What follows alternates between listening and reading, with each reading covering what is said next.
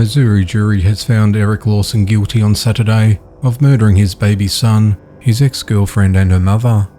The incident occurred on the 5th of May 2012 in an apartment complex located at 2145 South Jefferson Avenue in St. Louis. Eric, who was 23 at the time, was feeling frustrated with the obligation of being a single parent and the resulting arguments with his 22-year-old ex-girlfriend Brianna Ray.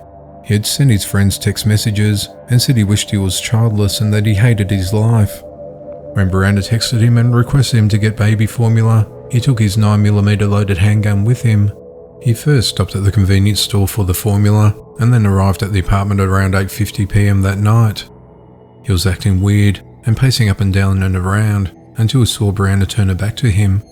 Then, as she was washing her baby bottles at the sink, he pulled out a gun and shot her in the head.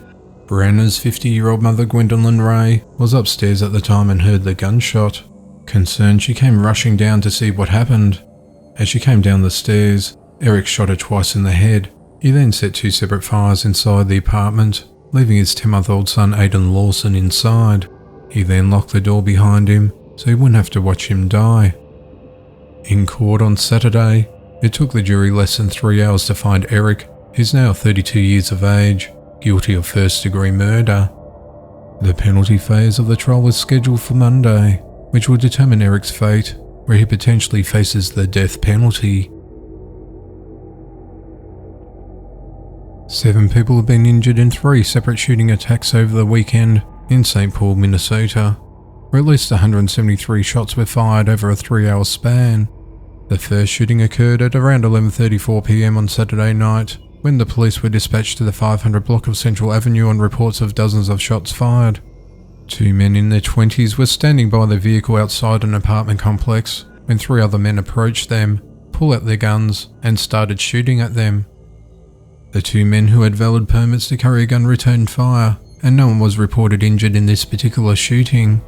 The second shooting occurred at around 1:33 a.m. Officers were patrolling an area when they heard gunfire. They drove to the source of the shots and arrived at a Holiday gas station, located at 600 block of Rice Street, where they found 3 people had been shot.